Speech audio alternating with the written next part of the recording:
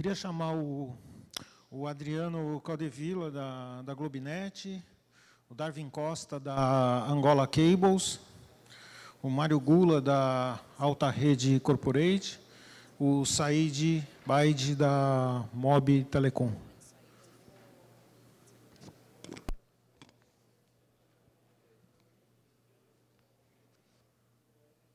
Por favor. Não viu?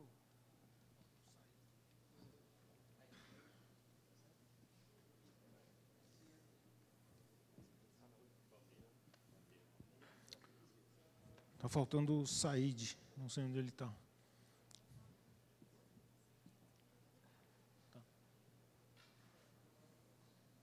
Bom, então a ideia agora é a gente ter 4 apresentações aí de uns 10 minutos, tá? E a gente vai começar com o Adriano da Globinet, tá? Que o Adriano e o Darwin, tá? São das duas operadoras de cabo submarino, tá? Vão estar falando para a gente sobre remote peering.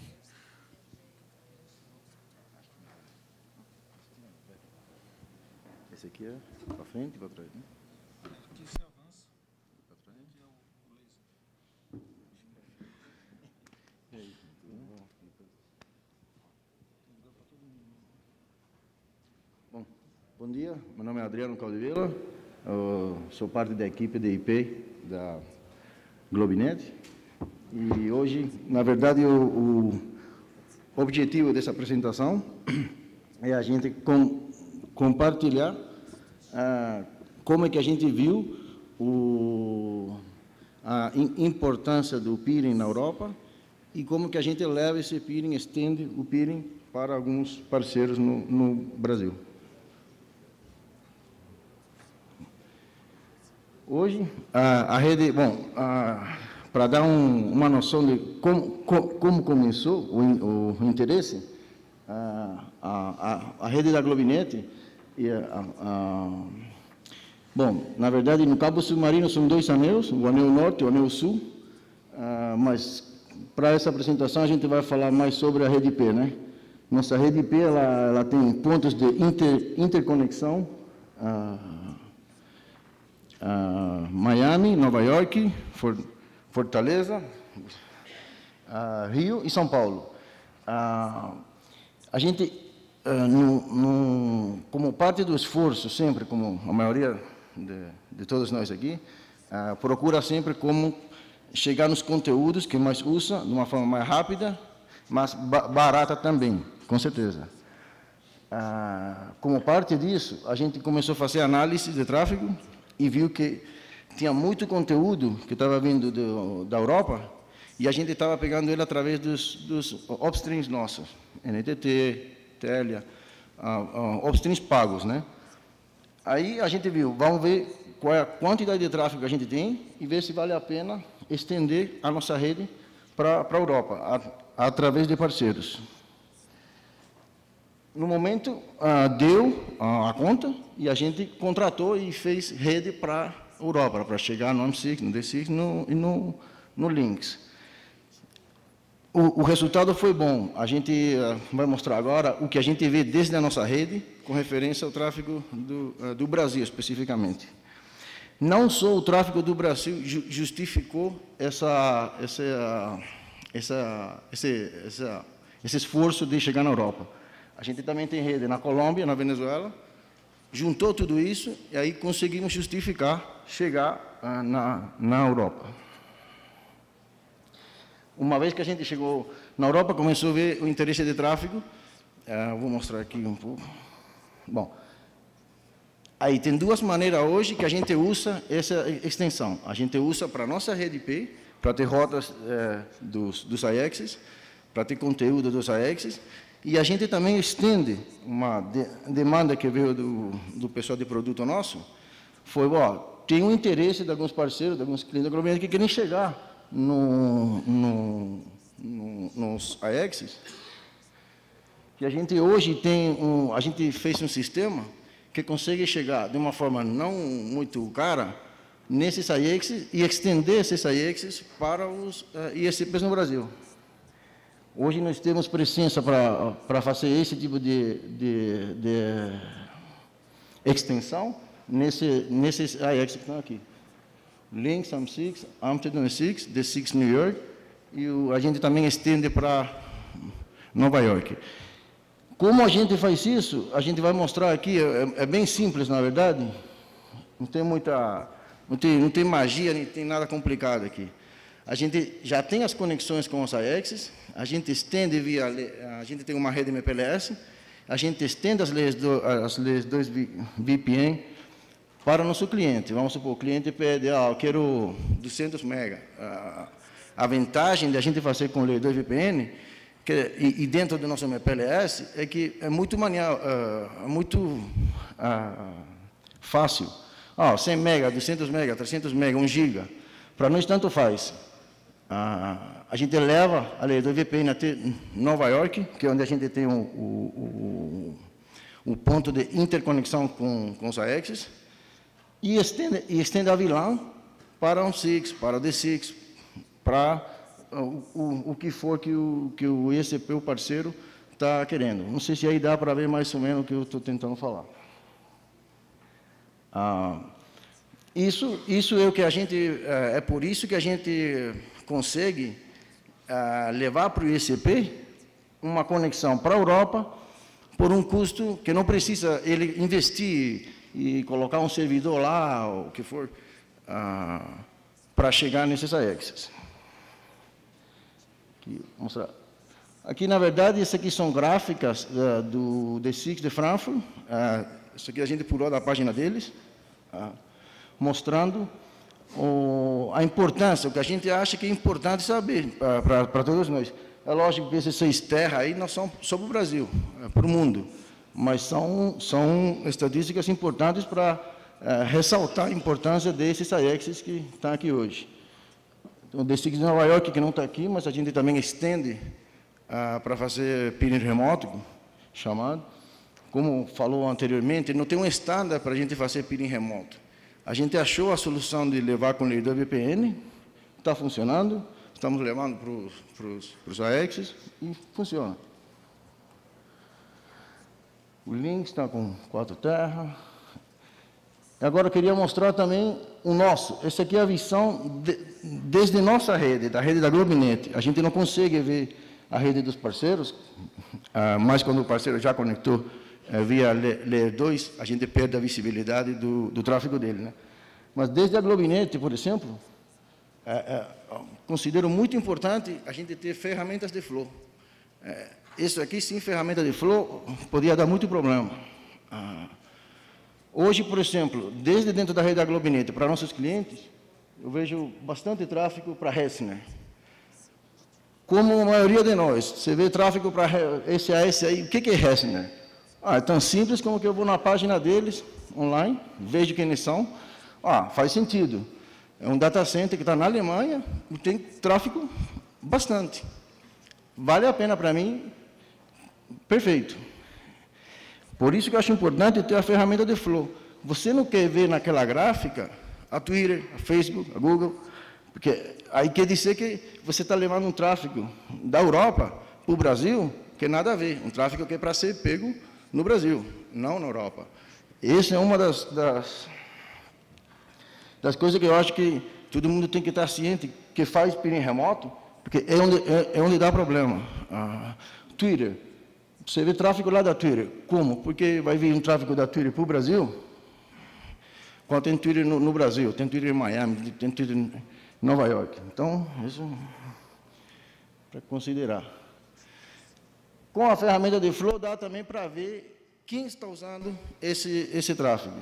Por exemplo, a gente vê que de D6 Frankfurt, de novo, essa aqui desde dentro da rede da Globinet. É lógico que você vai ver mais tráfego na área da ação da Globinet. Aí dá para ver, São Paulo está consumindo bastante do D6 Frankfurt. Aí você vê por área quais são as áreas que estão consumindo mais desse tráfego do D6. Por exemplo, nesse caso do D6. Amsterdã. Amsterdã é outro que manda bastante tráfego para nós. quando eu fiz essa gráfica, eu eu filtrei para o Brasil só. Eu não considerei a Colômbia e a Venezuela, para ser mais, para ter mais a ver com o que a gente está falando. Né? De novo, Wallstream, Enforce. Tem muitas perguntas como, tudo bem, você sabe SAS que manda tráfego para o Brasil, mas por quê? Qual é o conteúdo que está vindo da Europa para o Brasil? Por que esse conteúdo não está vindo de São Paulo, de Fortaleza e do Rio? Bom, o que a gente tem visto é muito tráfego destinado a aplicações de IPTV. A gente tem tudo isso aqui tem uma limitação, é lógico, que a gente não abre pacotes. Não abrir pacote, a única coisa que a gente consegue ver é source e destination. Agora, conversando com os nossos clientes, conversando com ISPs, a gente tem feito teste com caixas de diferentes IPTV, o que for, com jogo, com Xbox, e vê que, de fato, eles procuram conteúdo, e o conteúdo desses data center, e é um tráfego importante. Para as maiores operadoras, é um tráfego, lógico, mais importante que para outras. A empresa pequena, ISP um pouco menor, bom, vai ter também um tráfego, mas não vai ter 5 GB, 6 GB vindo da Alemanha, vai ter 100 MB, 50 MB. Aí é que cada ISP tem que avaliar se para ele vale a pena ou não. E, com certeza, na minha opinião, o parceiro tem que ter um engenheiro que está vendo sempre o flow do tráfego e verificando que para isso aqui ser uma ajuda, não ser um problema, não criar um problema. Por causa do que já comentamos, conteúdo que não precisa vir da Europa. Nessa gráfica aqui, eu não quero ver aqui nessa gráfica, se eu vejo aqui, a gente trabalha com isso todo dia, com a maioria de nós. Se eu vejo aqui que está vindo um conteúdo americano, pode até ser, mas eu preciso investigar por quê. Por que eu estou entendendo? Como que eu evito? A maioria todos os AES que estão aqui, eles têm BGP Community. É só mandar ao Community e não mandar para eles. Ou você pode optar por fazer só bilateral, como em qualquer IX. Estou vendo que eu tenho interesse para o Wallstream. Wallstream tenta fechar uma bilateral com ele e sai do route server, em alguns casos. Mesma coisa. Você vê muito tráfego de Wallstream, o único jeito de você saber que tipo de tráfego que tem ali, se é um tráfego que vale a pena, por que eu estou pegando esse tráfego na Europa e não no Brasil, não nos Estados Unidos, você vai no site e procura. Veja, eles têm agora, eu estava vendo que tem produtos novos de servidores de jogo para Latinoamérica. Por que um servidor de jogo para Latinoamérica vai estar no Amsterdã? Na verdade, eu não sei, a gente fez teste com Xbox, com PlayStation, e de fato viu que, às vezes, o cara que está jogando no Brasil, você conecta um servidor na Amsterdã. Bom, aí eu não sei, aí a lógica de jogo, essa parte não é tanto comigo, mas é uma realidade e a gente tem que se adaptar. De novo, aqui, só para mostrar, tráfego vindo do AM6. Esses são os maiores pontos que se servem. De novo, essa aqui é uma gráfica vista desde dentro da rede da Globinet. A gente, como falou, não consegue ver outras redes desde dentro da nossa... Ou seja, não faria sentido eu mostrar outras redes. Em resposta, alguém falou na palestra anterior sobre qual é a vantagem de a gente se conectar, remote peering, ou falar assim, de vocês se conectarem com a Globinet ou com qualquer outra operadora para peering remoto. As vantagens que a gente vê são conexão direta aos conteúdos de game servers, video streaming, IPTV, tudo isso aí está nesses data centers que a gente viu. E eles estão ali, e a única certeza que eu tenho que estão ali é porque estou vendo o tráfego. E estamos fazendo muita assunção também, porque como trabalhamos, muitas vezes é fazendo assunção. É assim que funciona. Se dá problema a nossa assunção, a gente arruma, mas é assim que funciona. Presença nos principais AEXs. Não é segredo que os maiores AEXs do mundo são os que estão aqui hoje. É interessante para muitas empresas no PeeringDB adicionar AEXs lá. Uma vez que tu conecta, às vezes até você nem sabe que tem alguém procurando levar tráfego para o Brasil, para a tua área. Aparece uma universidade, aparece qualquer coisa. Olha, eu vi que você está no AEX de Frankfurt, de SIG Frankfurt. Podemos nos conectar? Pronto, aí você fecha o peering. E como falaram, como todo mundo sabe, que peering é o que faz a internet, né? A outra vantagem que a gente vê em vocês se conectarem direto, suas rotas, uma vez que vocês se conectam direto ao AEX, você não vai ver mais o AEX da Globinet, pelo menos nesses AEX internacionais, o que gera uma visibilidade melhor para as tuas rotas. Essa visibilidade melhor é boa para ferramentas como o Kaida, ou outros que fazem BGP ranking da tua rede, e também, se é incorreto falar, mas se você tem se teu cliente tem 2 provedores, tu tem uma oportunidade maior de ganhar tráfego da tua concorrência. Essa é uma também das facilidades, das vantagens que eu vejo em se conectarem direto nos AEXs. Obrigado. Perguntas aí?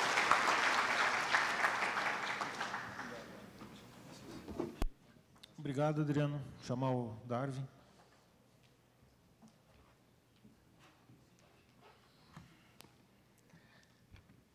Bom dia a todos. Não, fico com isso aqui, obrigado. Bom dia a todos. É um prazer estar aqui em São Paulo e no IGIS Fórum pela primeira vez. Obviamente que todas as conferências normalmente ao longo do ano são feitas em inglês, né? Então meus slides também estão em inglês, mas estando aqui o ideal é falar mesmo em português, né? Então vamos falar aqui um pouco sobre o peering remoto, né? Como foi falado no painel anterior pelos maiores IXPs aqui presentes e também aqui pela GlobeNet. Esse é um produto. Deixa eu só ver se... Esse aqui, Júlio? Perfeito.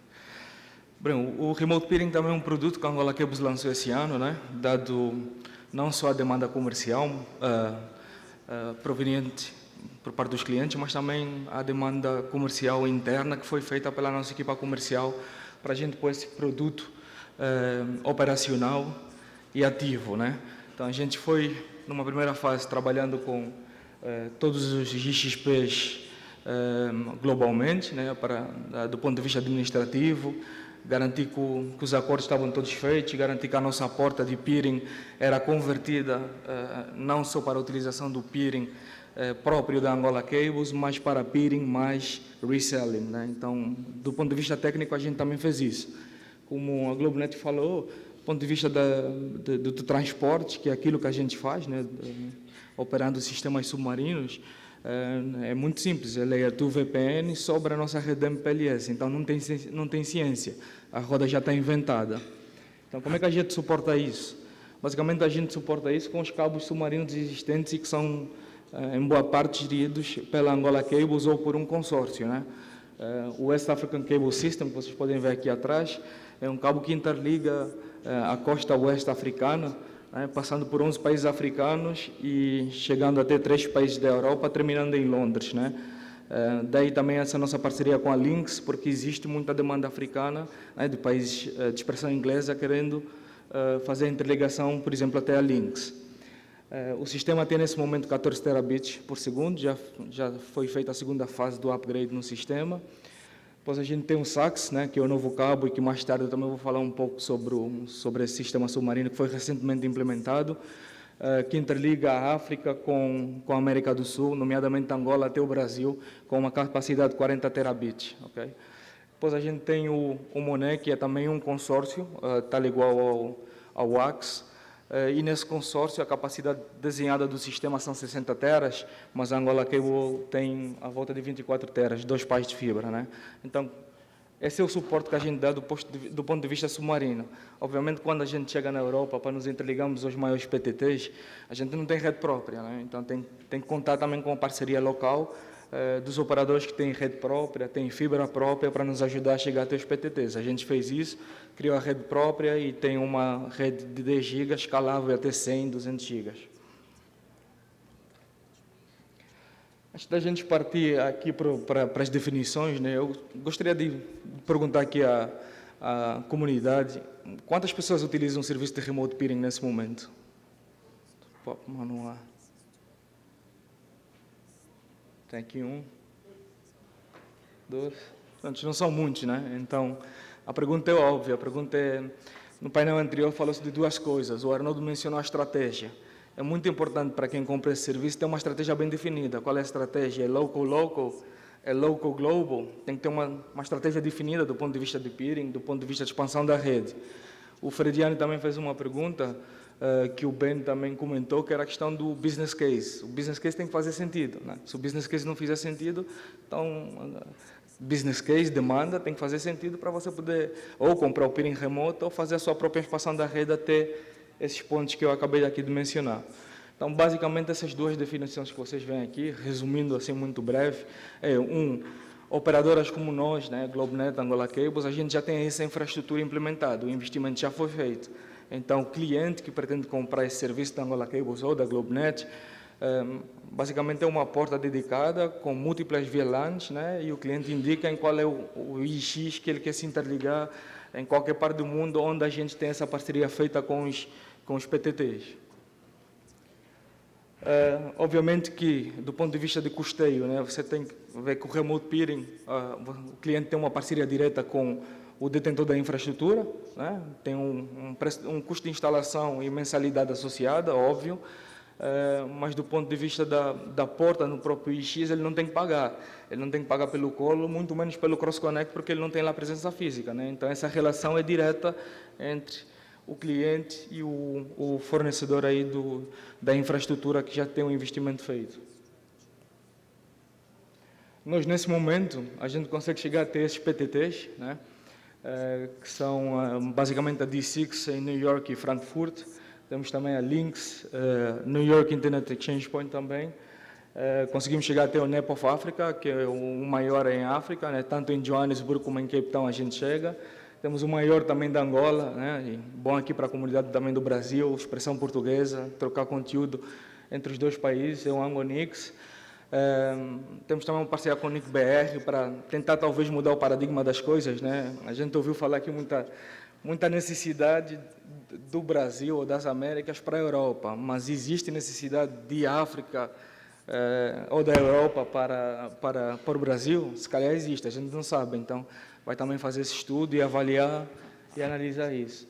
O último é o France IX, onde a gente tem uma presença em Marselha, e estamos trabalhando com a M6 também para ver se a gente consegue fechar essa parceria e poder começar a prestar serviço também para Amsterdão. Bem, do ponto de vista do Auto Interconnect, né, isso é basicamente muito simples. A gente fornece uma porta no mesmo ponto de presença, onde a gente tem uma presença onde o cliente também está, né? É feito um cross-connect até aquela porta que a gente vai alocar para o cliente ou para o prospecto. E dentro dessa porta, né, a gente já tem os big pipes criados, como vocês podem ver aqui, também foi mencionado no painel anterior. Há entidades de maior porte que têm uma rede de 10 GB ou até tem mesmo ligações até 100 GB para garantir que a demanda é bem atendida sem qualquer constrangimento, né? Então, basicamente, a gente, nessa single port, né, nessa single interface, a gente aloca o cliente que já definiu as VLANs e já definiu os PTTs que ele quer se interligar. Então, a gente leva para um IX 250 megas, leva para outro IX 500 megas. Obviamente que tudo isso depende do estudo que o cliente já fez do seu lado, né? Pode ser fancy, você está ligado a todos esses PTTs, mas provavelmente é necessário um estudo para ver se você efetivamente vai tirar o maior benefício quando você se interligar até o peering fabric da Lynx, da D6 ou aqui da AM6. Interconnected Locations, né? Agradecer aqui o PeeringDB também, o Arnold, pelo excelente trabalho. Nós temos tudo lá documentado e ilustrado, portanto, se alguém tiver algum interesse, é só entrar, utilizar o 37468, fazer a pesquisa, né? E consegue encontrar aqui as localidades que pode se interconectar ou se interligar com a Angola Cables. Use case, era algo que eu gostaria de apresentar agora, mas infelizmente não vou conseguir apresentar, porque como a gente lançou o produto agora esse ano, talvez no EuroX 2013 a gente tem alguns use cases do ponto de vista técnico e também do ponto de vista administrativo. Quando digo administrativo, o cliente compra o serviço Angola Cables e porventura um dos IX tem um problema com o switch e aquilo cai, né? Quem é que o cliente contacta? Contacta Angola Cables? Como é que é feito esse processo, né? Como é que é tratado esse processo? Então, a gente espera daqui um use case relevante, né, de um cliente que a gente possa aqui apresentar no próximo IX Forum. Muito obrigado.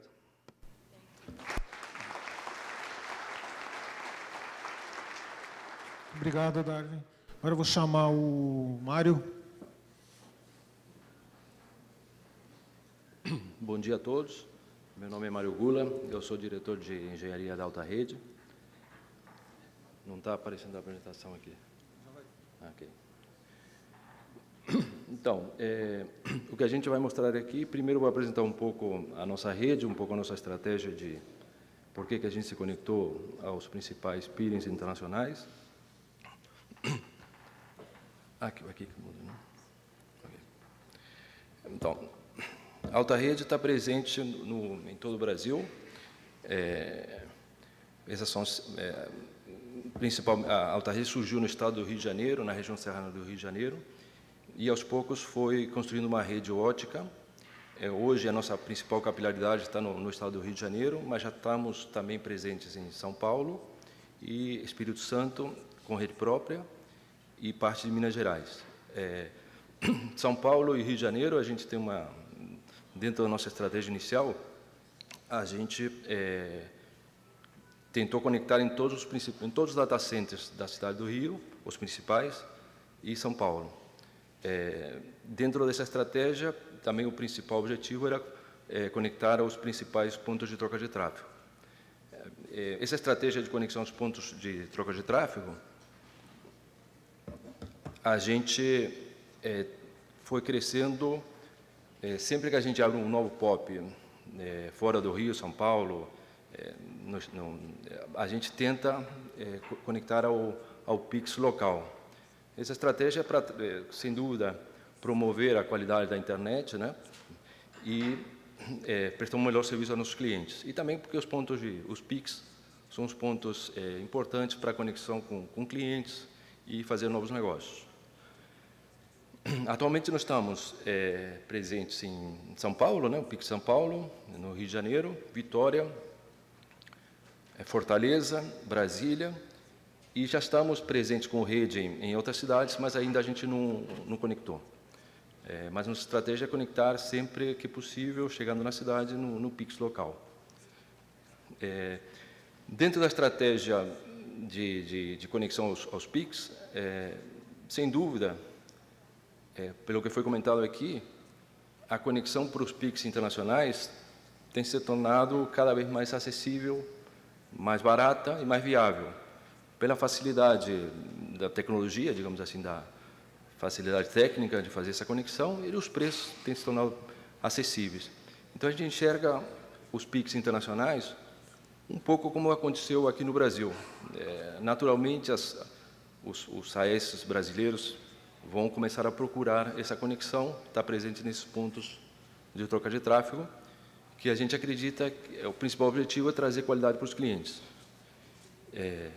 Sem dúvida, além da qualidade para os clientes, é uma forma como foi comentado aqui, o AS da empresa aparecer no exterior, nos principais data centers, nos principais PICs, e a empresa começa a se enxergar de uma forma diferente. Isso pode trazer novos negócios e pode trazer outras oportunidades. Então, essa foi nossa estratégia para a conexão nos PICs nacionais e internacionais. Esse levantamento aqui é um levantamento simples, que eu fiz rápido, como foi comentado aqui também, é fundamental ter tem ferramentas de gerência, de flow, para tirar proveito da conexão com esses PICs. Nós, internamente, instalamos essas ferramentas não tem muito tempo, deve ter uns 6 meses, então ainda a gente está fazendo os ajustes, muitas informações que para a gente era uma caixa preta, agora a gente tem condições de ver e criar uma estratégia de crescimento e melhoria, né, de engenharia de tráfego, melhoria da qualidade e um serviço melhor para os nossos clientes. Então, rapidamente, ali nessa tabela que a gente está mostrando aqui, do nosso tráfego total, 30% mais ou menos é trânsito. Nós temos várias conexões com operadoras de trânsito, então 30% do nosso tráfego vai para operadoras de trânsito. 40% aproximadamente, 41%, do nosso tráfego vem das CDNs. A gente tem várias CDNs na nossa rede e eu acredito que essa realidade deve ser bem parecida com a maioria dos ISPs no Brasil, né? A gente tem também algumas conexões com PNIs, e essas conexões representam 14% mais ou menos do nosso tráfego total. E aqui está mostrando também quanto do nosso tráfego está indo para o Ix Brasil. Ix Brasil, são todos os Ix que nós estamos, né? Principalmente, sem dúvida nenhuma, Rio e São Paulo. Como nossa principal operação ainda está no estado do Rio de Janeiro, nós temos a maioria do tráfego dos Ix do Rio de Janeiro, porque, sem dúvida, a gente privilegia, com políticas de engenharia de tráfego, acessar o conteúdo que estiver mais próximo. E São Paulo, sem dúvida nenhuma, como o maior ponto de interconexão de redes do Brasil, nós estamos presentes, mas aí a tabela mostra que, com as CDNs e com os PNIs, o nosso tráfego para o XBR tem diminuído bastante ao longo do tempo, com essas políticas de implementação de engenharia de tráfego e procurar o conteúdo sempre onde estiver mais próximo. Os Ix internacionais, nós estamos há pouco tempo, nós devemos estar há uns 6 meses. Inicialmente, a gente não tinha todas as ferramentas de análise, então a gente ativou um pouco no escuro, fazendo testes no escuro, mas com as novas ferramentas que a gente implementou, a gente está começando a fazer uma análise com mais critério, principalmente verificando o que está vindo pelo trânsito. Sem dúvida, o conteúdo que vem pelo trânsito é um conteúdo que a gente quer privilegiar para fazer conexões diretas, que representam um custo menor e representam, sem dúvida, uma qualidade melhor para o cliente. E também viabiliza fazer engenharia de tráfego, que a gente tem mais controle. Fazendo conexões diretas, nós temos muito mais controle do tráfego e das políticas de engenharia de tráfego. O que a gente tem observado dentro do trânsito, o principal conteúdo que nós recebemos através de trânsito são conteúdos do Brasil, principalmente. Logicamente, a alta rede ainda não tem conexão com todas as operadoras, peering com todas as operadoras ou todas as AS do Brasil. Então, muito tráfego ainda a gente obtém através de trânsito. Então, o Brasil é o principal, depois Estados Unidos, e o que a gente observou até agora foi que o resto dos conteúdos são bem menores, da América do Sul, principalmente Argentina, e da Europa, Inglaterra e Canadá. Sem dúvida, como a gente já tem o Ix, Inglaterra e Canadá aparecem no trânsito, porque, por exemplo, Frankfurt, Amsterdã, a gente já está pegando muito conteúdo através da conexão direta que nós temos nesses pontos. Então, nosso trabalho agora é fazer essa análise detalhada do trânsito, verificar da onde que a gente está puxando mais conteúdo e tentar trazer esses conteúdos diretamente para a nossa rede, que eu acho que deve ser, acho que é o dever de casa de todo mundo aqui. Então, dali mostrando no Ix, o tráfego que nós temos internacional diretamente no X é pequeno comparado com o tráfego total da nossa rede, mas isso é natural, porque sem dúvida nenhuma, os principais conteúdos é uma tendência, estão vindo para o Brasil e se estabelecendo aqui no Brasil. Quando alguma empresa que tem necessidade de grande tráfego no Brasil, o caminho natural é trazer esse conteúdo para o Brasil. Então, por isso que a gente acredita por isso que a gente observa esse volume pequeno comparado com o resto, mas, do nosso ponto de vista, é importante por causa do que a gente comentou, da qualidade para os clientes, da conexão e da oportunidade de negócio e da visibilidade que a nossa empresa tem no exterior. Outras empresas que estiverem nesses principais data centers vão enxergar a Alta Rede como um parceiro de negócios para prover serviço no Brasil. Nossos próximos passos é a ativação do Pix na Inglaterra, que a gente tem visto que tem algumas oportunidades de conteúdo lá. E, sem dúvida, Estados Unidos, como a gente vê, tem um volume de tráfego razoável e a gente poderia aumentar conectando outros Pix nos Estados Unidos. Obrigado a todos. Meus contatos estão ali. Obrigado. Said.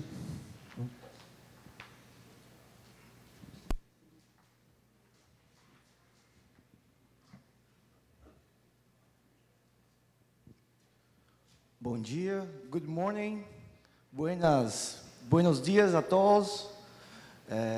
Me chamo Said, sou da Mob Telecom. Para quem não conhece, é a empresa natural de Fortaleza, né, o hub de telecomunicações do país. E eu vim aqui falar um pouco sobre o tema e está aqui a apresentação. Gostaria de saudar a todos aqui, parceiro Júlio, Salvador, todo o time aqui, certo?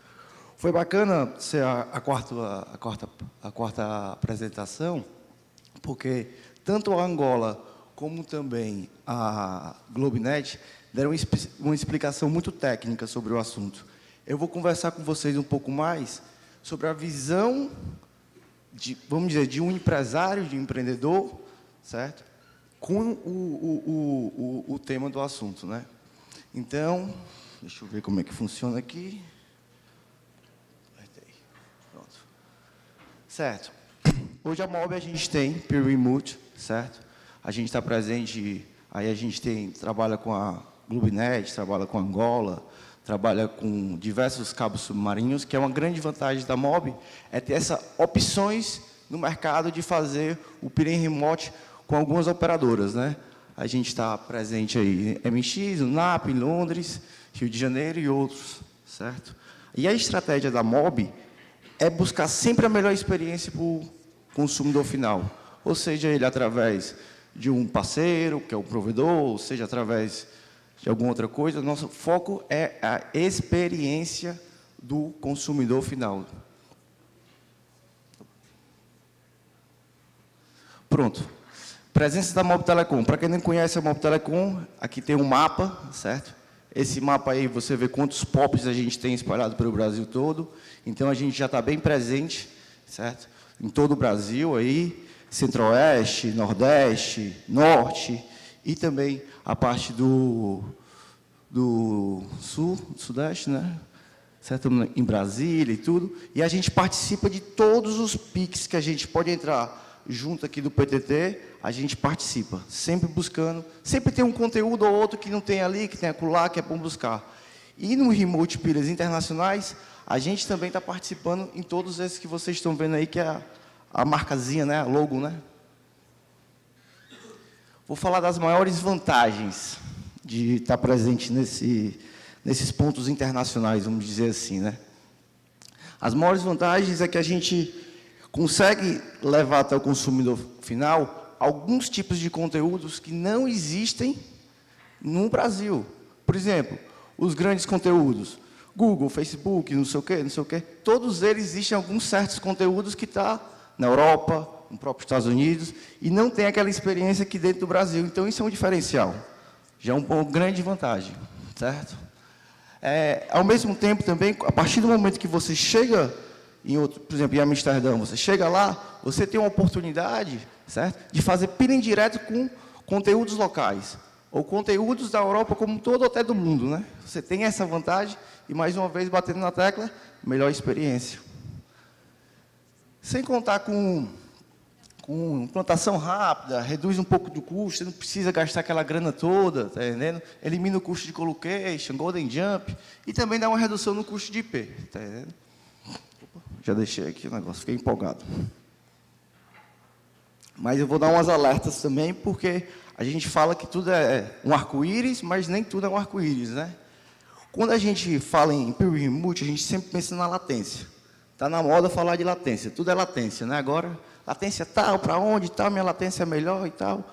Mas quando a gente fala em latência, a gente analisa ir para um Remote Peering, que é que eu tenho que pensar qual é a rota do cabo submarino que a gente vai usar. Não adianta nada eu chegar em Amsterdã, indo para os Estados Unidos e entrando para a Europa. Aí eu vou ter uma latência lá em cima, tá entendendo? Então, o caminho dos cabos tem que ser muito inteligente. Então, para onde é que eu vou?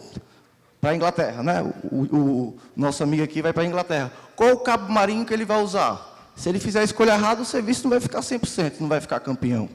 Vai ter um velho delay. E aí é que eu botei algumas operadoras, que a gente somos parceiros, trabalhamos. Isso é um diferencial da MOB, a gente trabalha com todo mundo. Então, a gente, para alguns conteúdos, com certeza a gente tem a melhor latência. Deixa eu vir para cá.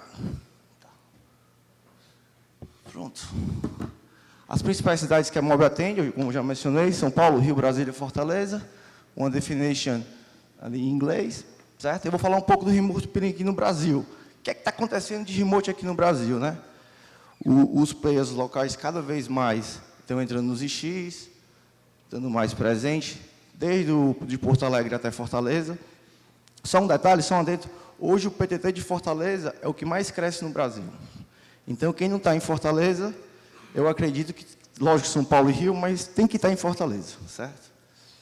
Então, a MOB é muito parceira do IX, fomos o Pix do IX em Fortaleza, acho que lá nos anos 2004, 2005, logo nos comecinho, fomos um dos primeiros. Estamos participando aí de diversos PTTs ao longo do Brasil, abordamos alguns outros que pretendemos agora em 2019 participar também, até virar SIX em alguns casos, certo? E um ponto importante é o PTT São Paulo. Todo mundo aí fala muito do PTT São Paulo recentemente. E uma estratégia que a gente fez foi estar presente de todos os 4 grandes PTTs aqui. Então, a gente tem vamos dizer, essas redundâncias, né? Que cada PTT tem um tipo de conteúdo diferente. O SP1, o SP2, o SP3 e o SP4 não são os mesmos conteúdos que tem em todos, entendeu? Alguns têm algumas coisas, outros têm outras. Então, é importante você estar nessa diversidade. A arquitetura da rede tem que ter essa inteligência. Certo? Acho que 3 minutos. Obrigado. Eu vou só, para terminar aqui, que eu fui bem rápido, certo? Comentar algumas coisas, né? Hoje, a MOB Telecom é uma empresa que tem um sangue muito empreendedor, busca muito empreendedorismo. E a gente tem uma paixão muito grande por empreender. Queria agradecer aí o time do IX de ter convidado, agradecer todo mundo aqui e prometer que a MOB sempre vai estar brigando pela união das operadoras, a união do mercado como um todo, e pode contar com a gente para tudo. Um bom dia, good morning, buenos dias a todos.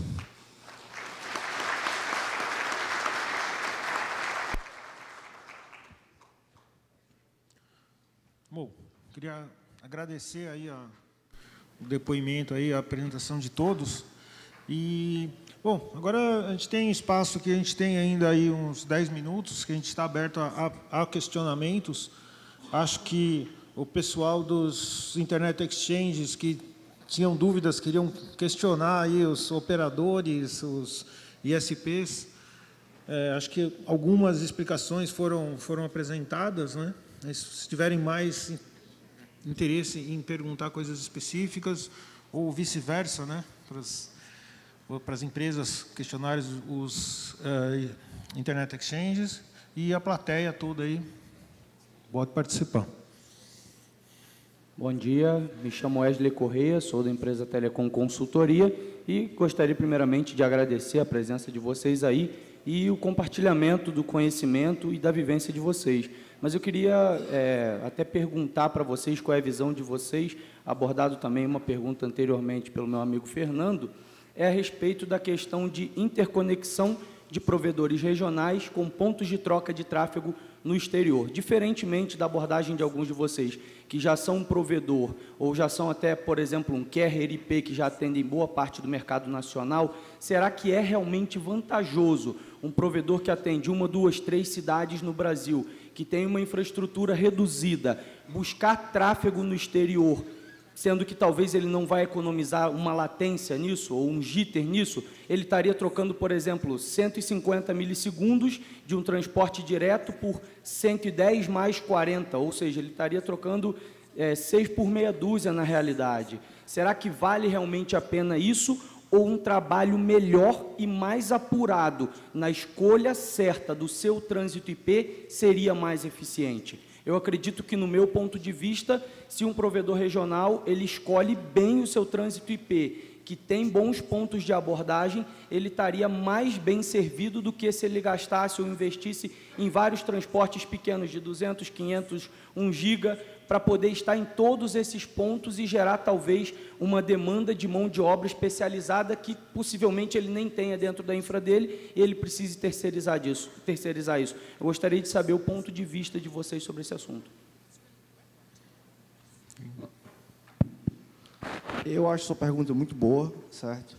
Eu acredito que qualquer provedor regional, antes de contratar qualquer empresa de IP Trânsito, tem que analisar a S, tem que checar todas as rotas, fazer o dever de casa, mas, ao mesmo tempo, é interessante, para uma pequena proporção do teu consumidor final, certo? Que talvez seja mais exigente, ele vai querer ter aquela experiência. Vou dar um exemplo.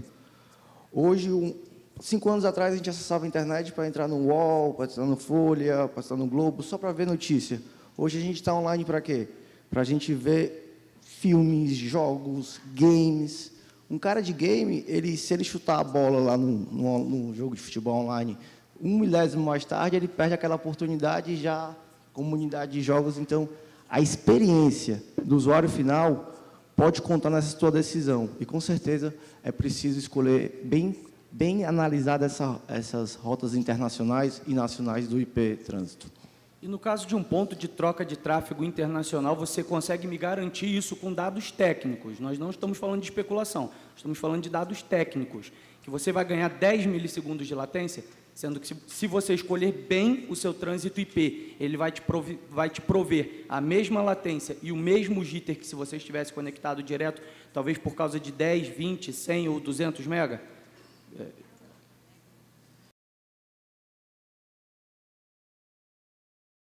É somente latência, é o controle do tráfego e saber que teu tráfego vai estar aqui. 10 milissegundos, isso não faz uma diferença, mas se o pacote também é importante, utilizando IP Transit, talvez seja o melhor. Então, em jogos, de repente, você tem uma pessoa que demora um pouquinho e você perde o jogo. Então, essas coisas rodam sobre serviços de IP. Aqui se trata mais de reduzir a perda de pacote e controlar as raízes. E é muito mais importante do que a latência quando você está falando sobre pequenas porcentagens de milissegundos. A solução seria também acercar mais, aproximar mais o tráfego em pontos de troca, talvez brasileiros, e não precisar ir lá fora buscar. Porque a ideia de um ponto de troca de tráfego é manter regional um tráfego que deve ser regional. E não você ter que ir lá, assim como a gente defende muito, não que o cara de Manaus tenha que trocar tráfego com o cara do Amapá aqui em São Paulo. Isso não existe. Tem que existir essa interconexão lá em cima para que eles não precisem rodar 1.000, 2.000 quilômetros de redes óticas para poder fazer essa troca de tráfego. Então, talvez o tema não seria, por exemplo, a Angola Cables que está fazendo um excelente trabalho nesse sentido, trazer esse conteúdo de lá de fora para cá, ao invés da gente ter que ir lá fora buscar. Isso também é um tema importante a ser debatido nesse ponto. Sim, Adriano da Globinete. O que eu vejo aí quando você fala vale a pena, em termos de custo, a gente acredita também que... Adriano, fala mais perto do microfone. O custo hoje, graças à tecnologia, o custo de você chegar nesses AX não deveria ser maior do que você paga pelo teu IP trânsito. Essa é uma política da Globonet também. Senão, a tua conta para chegar no AX não vai dar. A outra coisa que a gente vê, você falou de trazer o conteúdo para o Brasil. Tem muitas variáveis aí, tem muito conteúdo que você não pode trazer para o Brasil. O fato que tem na Amsterdã, você tem que ter em consideração também as leis, né? A parte legal do conteúdo, a parte Amsterdã, Frankfurt são um pouco mais flexíveis com as leis de internet. Você nunca vai trazer esse tráfego, esse conteúdo para o Brasil, a não ser que tenha uma mudança nas leis brasileiras. Então, tem conteúdo que você vai ter que, de qualquer maneira, pegar na Europa, pegar na Amsterdã, pegar no Frankfurt, pegar no Links. E eu acho que o ponto mais importante é esse. Reduzir o custo e controle também. Controle é uma opção sua, se você quer controlar esse tráfego ou não. Na Globonet nós temos IP Trânsito e temos Genix. Se você fica no meu IP, por exemplo, para mim, que eu sou engenheiro IP, eu prefiro que você fique no IP. Genix é uma opção mais para te facilitar a tua lógica de como funciona a tua rede. Se você tem já o Flow, você quer ter 100 mega para Amsterdã, porque você já identificou que você tem 100 mega de tráfego que está vindo da Amsterdã, separa uma vilã do teu serviço, coloca ali. Agora, o custo não deveria ser maior do que você paga por IP Trânsito. Isso aí eu concordo com você. Quando a gente fala em custo também, um ponto importante é não só avaliar o custo desse transporte, mas também o custo operacional de se operacionalizar, ou de se ter um profissional que, quando nós estamos falando, por exemplo, no âmbito de provedores regionais, até 1, 2 GB, não são todos esses provedores que têm um engenheiro de redes que é capaz de fazer todas essas políticas e essas manipulações necessárias para isso. Isso também custa caro para o caixa do provedor, ou às vezes ele não tem um roteador de borda que dê essa capacidade para que ele faça essas abordagens. Por isso que, quando a gente fala em aproximar, otimizando tudo isso daí. Mas é um ponto bem importante já ter essa equalização desse custo para transporte para X de fora. Eu concordo com você, eu sempre falo, você tem que ter as ferramentas e o engenheiro que fica em cima, não é que vem uma vez por semana para ver a tua rede, tem que ficar em cima da tua rede para você manter esse tipo de controle. Porque vender isso, quem compra, na realidade, compra com uma facilidade muito grande de que tudo funciona no estalar de dedos, mas a gente que é engenheiro de rede sabe que não funciona no estalar de dedos e depende de uma boa logística, de uma boa experiência para fazer isso funcionar como deveria. Muito obrigado.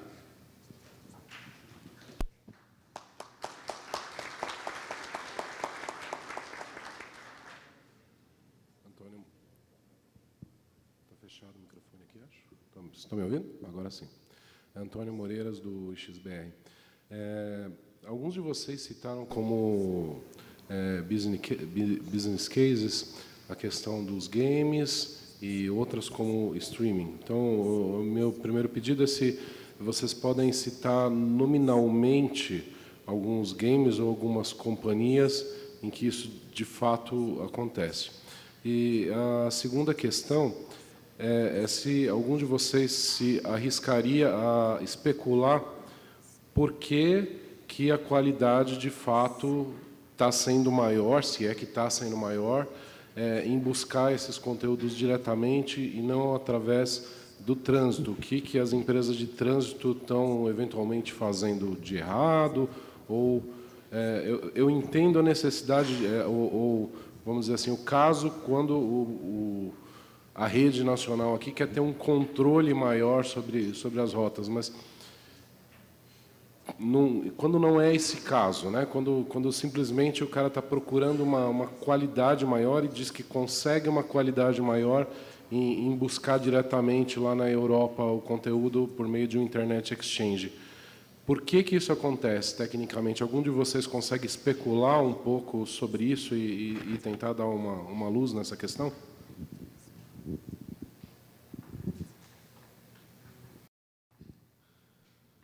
Bom, para especular, então... Na verdade, na minha opinião, referência à qualidade, eu não posso falar para você que você vai ter menos latência se você se conecta a Amsterdã via uma layer 2 VPN, ou que se você se conecta normal pelo meu IP trânsito. Isso eu não posso falar. Agora, vamos falar assim, nas redes IP, tem a rede IP, tem a rede MPLS, né? Tem o assunto de QoS, né? Lembra que quando você vem via uma layer 2 VPN, você vem no tráfego preferencial. No nosso caso, da Globinet, nós nunca temos congestão na rede. Então, na verdade, a qualidade do nosso IP trânsito continua sendo a mesma de que se você vem na layer 2 VPN. A gente foca mais para o fato de você ser melhor visto em rota, se para você é de interesse, que para muitos provedores pode que não. Se para você tem interesse de que suas rotas sejam vistas melhor lá fora, se você tem interesse de controlar o tráfego, se você tem interesse de adicionar mais IX lá no teu peering DB, dando-te a possibilidade de fazer mais interconexões por você mesmo. Se você tem um interesse e tem os recursos, eu acho que vale a pena, na minha opinião. Eu vou acrescentar, eu acho que hoje o foco é muita arquitetura da rede como um todo, certo? E aí você foca na perca de pacote, na latência e na disponibilidade. Cada região do país tem uma forma diferente. Vou dar um exemplo. O pessoal que fica mais do interior, uma cidade que não tem praia, a tendência é que eles ficam mais em casa fazendo games, online, conteúdos, que uma característica de uma cidade litorânea já tem outra característica, outro tipo de conteúdo. Então, cabe às empresas, no caso a Mob, de sempre estar estudando o tipo de perfil daquele usuário final daquela região, para saber fazer o controle e fazer o apontamento e a engenharia de rede das melhores rotas para aquele devido público. Então, acho que tudo é muito detalhe e muito novo ainda. Mas, com certeza, a experiência de uma pessoa que joga games, que joga streaming, entre outros, sair daqui através de uma VLAN, como foi dado o exemplo aqui, direto para a Europa, e lá na Europa você fazer até um peering direto com uma empresa de jogos, um provedor de jogos, a qualidade, a experiência é 1000 vezes melhor. No gráfico que puxando aqui no gráfico que a Globinet apresentou, tinha lá o mapa de calor das cidades que usavam muito. Ali você viu Iguatu, que é uma cidade no interior do Ceará, e Imperatriz, que é uma cidade, a segunda maior cidade do Maranhão. Então, por que eles estão, até mais do que Fortaleza? Você viu que Fortaleza não estava tão quente, o mapa calor, comparando com as outras duas cidades. Então, isso começa a traduzir um pouco essa teoria, essa conspiração que eu estava... Conspiração não, essa ideia que eu acabei de comentar aqui.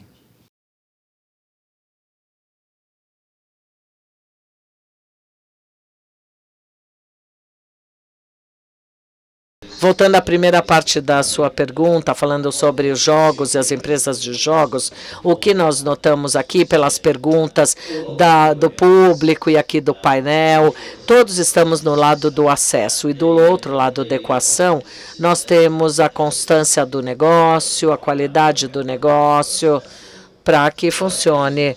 Então, jogos, por exemplo, o League of Legends, né? O jogo League of Legends. A ideia é ter hubs, centros, mesmo na Europa. Eles estão centralizados em Amsterdã e eles fazem remote peering para Frankfurt e para Londres. Mesmo quando você está pagando pelo jogo e você está ali sediando, jogando em Manchester, ainda assim essa conexão vem de Amsterdã. Mas é necessário ter densidade e população suficiente para que tudo funcione.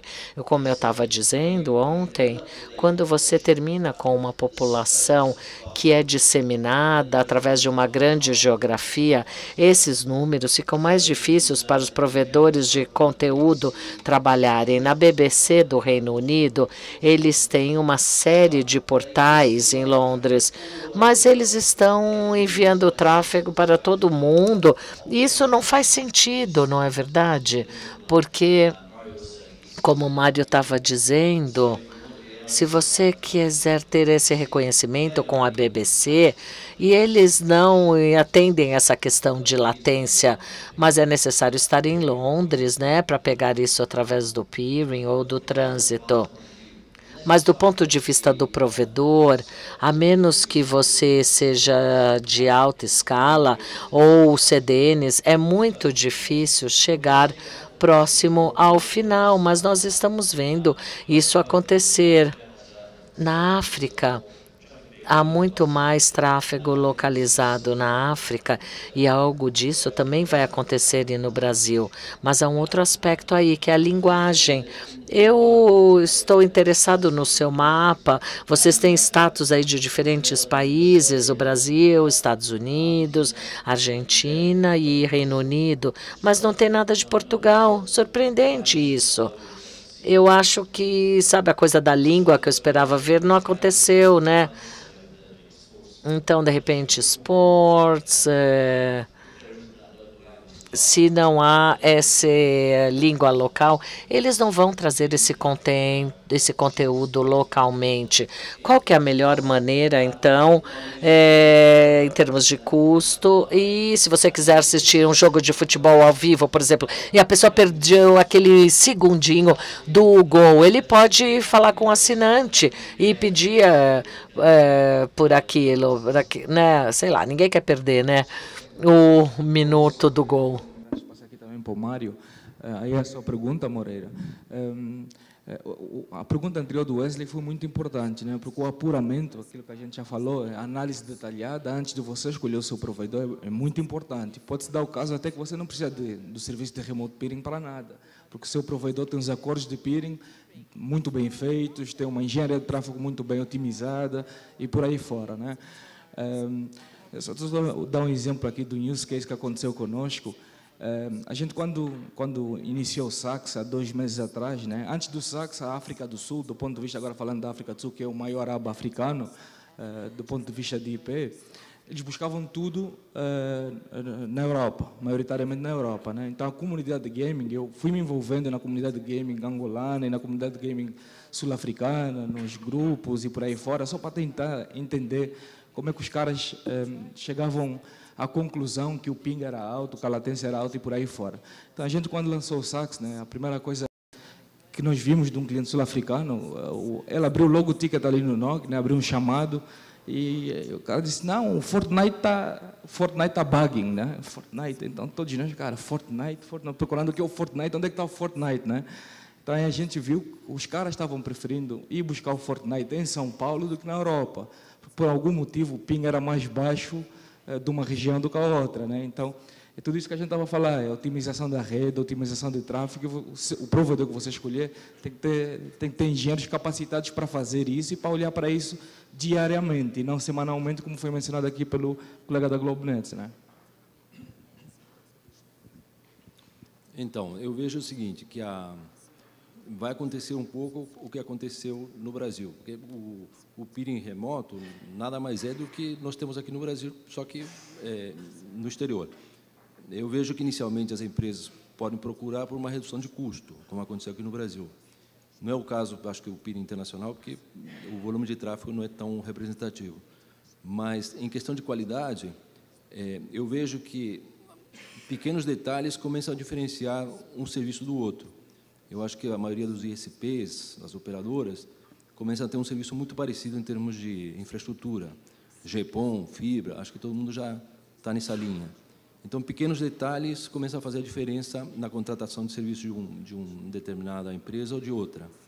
E, digamos assim, se eu tenho um rope a menos para chegar a um determinado conteúdo, e se eu, da minha empresa, consigo fazer o controle do tráfego, eu acho que as operadoras, trânsito, não estão fazendo o trabalho errado. Elas estão fazendo sempre o mesmo trabalho, elas têm equipe competente e tudo mais. Mas, com o meu crescimento, eu não posso delegar uma tarefa que afeta a qualidade dos meus clientes a um terceiro. Eu prefiro fazer isso dentro da minha própria rede, do que depender, às vezes, da manipulação de tráfego de uma operadora. E, como eu falei, pequenos detalhes, pequenos milissegundos ou pequenos controles de tráfego podem fazer a diferença para o cliente final e a contratação de um serviço ou outro de determinada operadora. Ok. Vamos rapidamente, pergunta do Bertoldo, que a gente já está além do tempo. Duas perguntinhas rápidas. Primeiro para o Adriano. Leandro Bertoldo, ponte de troca de tráfego do Rio Grande do Sul. Adriano, tu falou que vocês fazem algum tipo de filtragem de conteúdo quando vocês fazem o transporte, por exemplo, de Amsterdã para outras cidades no Brasil. Tu pode exemplificar, só para ter ideia do que é? Sim. Bom, a filtragem que eu estou falando, a gente, por exemplo, escolhe conteúdos para a nossa rede IP, correto? Quando a gente estende a VLAN para o ICP, no GNX, a gente não mexe nisso aí é controle do ICP. No nosso controle, de fato, hoje o nosso engenheiro IP também vai ter uma palestra um pouco mais técnica, 4h30 da tarde, o Leonardo Almeida vai falar mais no assunto, mas basicamente, se a gente vê, a gente teve um problema, para simplificar, com o Twitter. Toda vez que caía a sessão BGP de Twitter no ICP2, por alguma razão, o Twitter achava que a melhor maneira de eu chegar em alguns ICP brasileiros era Amsterdã. Não era. A gente conversou com o engenheiro do jeito que eles manejam a rede, é melhor não anunciar para eles em Amsterdã. E assim tem alguns outros casos. Tem muitas CDNs que têm consciência disso, sabe que o IP que está sendo advertido aí não vai sempre ganhar para eles o conteúdo que está no Brasil, que está nos Estados Unidos, mas tem algumas que pode acontecer. O principal é a otimização mesmo. Exatamente. Então, a gente sempre, como você sabe, a gente não só depende de nós, a gente depende do resto das redes que estão interconectadas a gente. Se alguém fizer alguma coisa errada e começar a mandar tráfego, você tem que estar de olho e na hora que isso acontece, é tão simples como mandar uma community para qualquer dos AIX, não manda para Twitter, não manda para esse, não manda para esse, pronto. E a segunda, sócio, o Júlio me permite, aí para os 3 de Amsterdã, do Lynx de Londres e do DCIX, é que se a gente for ver do ponto de vista de segurança, a estrutura dos pontos de troca de tráfego já foi usada para resolver problemas de Ncast, tipo ataques para a estrutura de DNS. Então, já tem uma estrutura de Ncast para resolver esse tipo de contenção. E alguma outra coisa no sentido de usar a estrutura do ponto de troca de tráfego para ataques de grande escala de DDoS. Tem alguma iniciativa nos 3? Assim como tem infraestrutura de DNS para conter ataques usando a infraestrutura de Ncast, se existe, além de empresas que estão conectadas nesses pontos, alguma iniciativa do próprio ponto de troca de tráfego para tentar conter ataques de DDoS.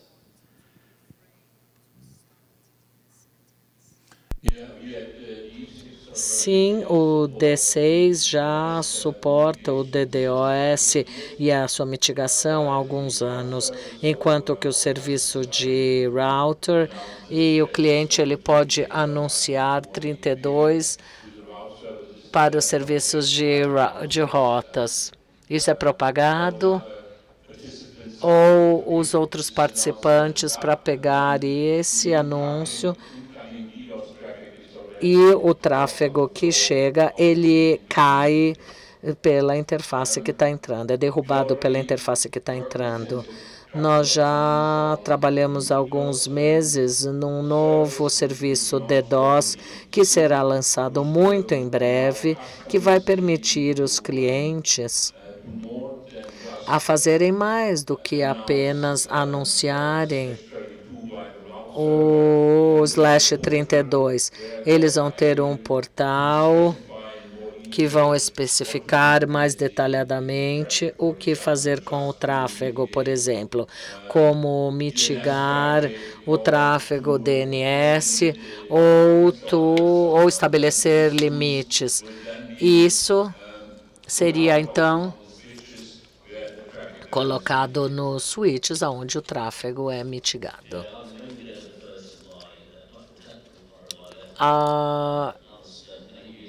Eu passei alguns anos Eu não tenho nenhum conhecimento técnico, diz ele, como o colega que acabou de falar. No Lynx, a gente não faz nenhuma mitigação. Tem sido um debate muito forte com os nossos membros se devemos envolver os nossos membros no tráfego ou não. Mas, no momento, nós do IX não nos envolvemos nisso, mas tentamos fornecer isso aos nossos membros o quanto for possível para lidar com os ataques. Uma das coisas, não sei se vocês viram a minha apresentação ontem, quando eu falei sobre uma nova rede com IVPN, e parte disso é ajudar essas pequenas redes que têm que gerenciar ataques de tráfego malicioso e pesado. Em Amsterdã, no M6, basicamente, a gente não faz mitigação de DDoS, mas trabalhamos próximos de provedores anti-DDoS. Então, se alguém estiver interessado em soluções, a gente encaminha, sabe, faz essa ponte. Também trabalhamos com parceiros no Centro de National Scrubbing, uma iniciativa alemã para aquelas empresas que precisam de capacidade extra, especialmente para a mitigação. Eles ganham muitos descontos